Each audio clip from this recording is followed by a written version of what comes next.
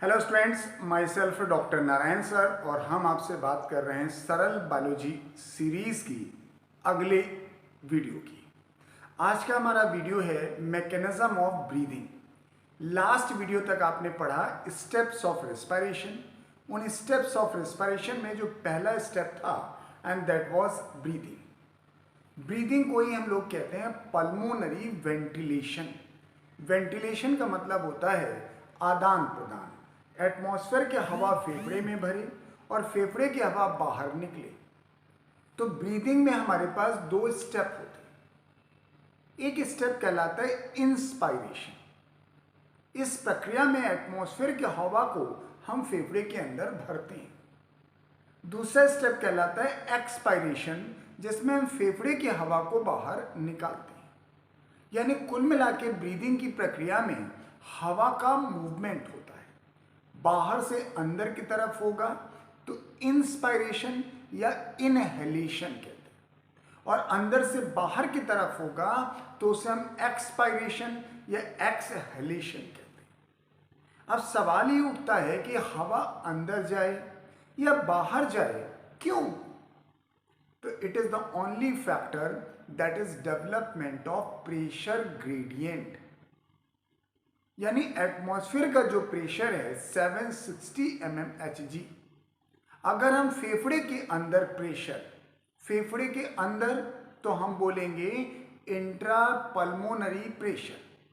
अगर हम फेफड़े के अंदर प्रेशर यानी इंट्रा पल्मोनरी प्रेशर को एटमॉस्फेयर से कम कर दें तो जाहिर है एटमॉस्फेयर का हवा फेफड़े के अंदर आ जाएगी। और अगर हम अपना इंट्रा पल्मोनरी प्रेशर को बढ़ा दें, एटमॉस्फेयर से ज़्यादा कर दें, तो फेफड़े से हवा निकल जाएगी। यानी ब्रीदिंग जो आप कर रहे हो, इंस्पायरेशन या एक्सपायरेशन, इस बात पे डिपेंड करता है कि हम प्रेशर ग्रेडियंट कितना कर पा रहे हैं। इसीलिए कहते हैं इंस्पायरेशन के दौरान निगेटिव प्रेशर डेवलप होता है। निगेटिव का मतलब कि सर लंग्स के अंदर प्रेशर एटमॉस्फेयर की तुलना में कम हो जाता है। अब सवाल आता है कि हम फेफड़े के अंदर जो प्रेशर है उसे कैसे घटा या बढ़ा सकते हैं। दो फैक्टर, दो चीजें हैं।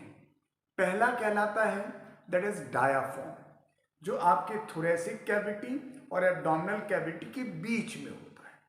तो एक तो नाम है डायाफ्राम, जिसे आप फ्रेनिक मसल कहते हो। दूसरा एक स्पेशलाइज्ड सेट्स ऑफ मसल्स होती हैं, रिब्स के बीच में पाई जाती हैं, उसे हम कहते हैं इंटरकॉस्टल मसल्स। अब वो दो प्रकार की हैं, एक्सटर्नल और इंटरनल इंटरकॉस्टल मसल्स। इसका मतलब डायाफ्राम और इंटरकॉस्टल मसल्स, ये दो मसल्स ऐसी हैं, they are responsible for change in intra pulmonary pressure.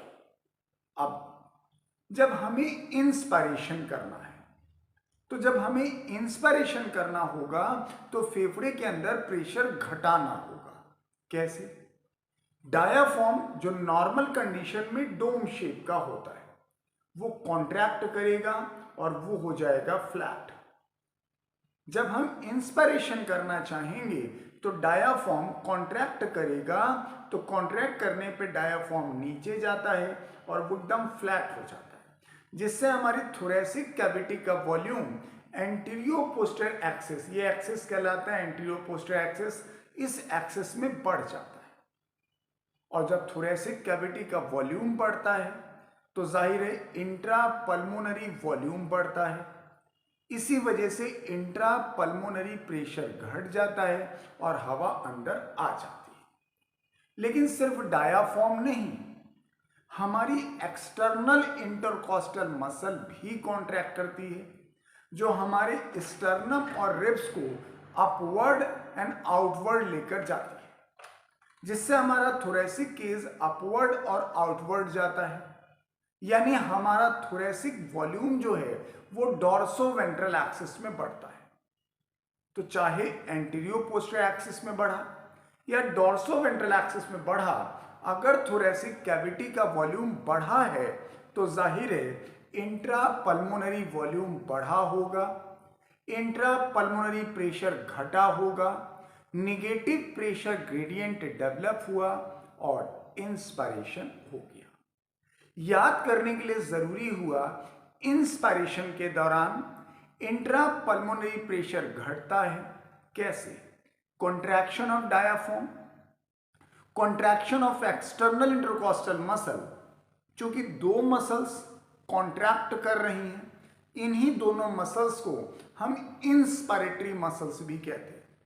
और इंस्पायरेशन की जो प्रक्रिया है, and that is active process, क्योंकि इस प्रक्रिया में हमने मसल का कॉन्ट्रैक्शन किया और मसल कॉन्ट्रैक्शन रिक्वायर्स एटीपी।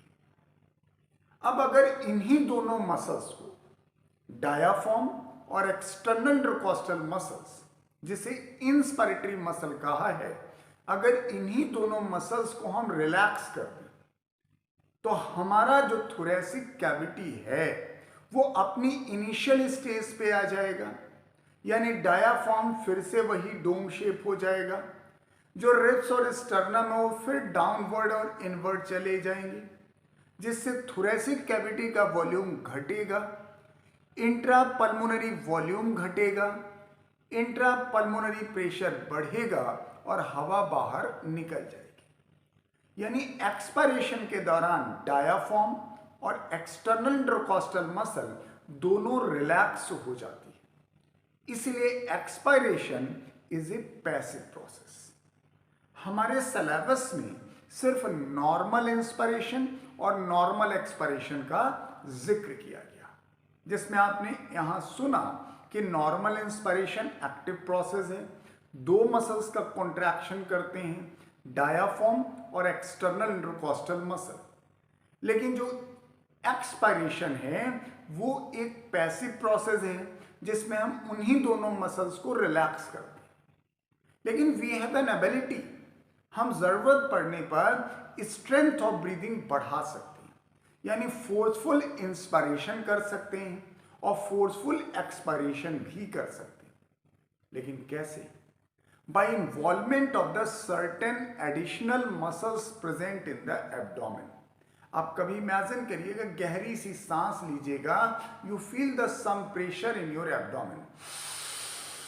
जैसे आप गहरी सी सांस लोगे तो और मसल्स तो इन्वॉल्व होंगी, लेकिन आपकी टेक्स्ट बुक के अनुसार चलें तो हमारे अंदर क्षमता है, हम स्ट्रेंथ ऑफ ब्रीदिंग या इंस्पायरेशन या एक्सपायरेशन को बढ़ा सकते हैं bye involving that is abdominal muscles.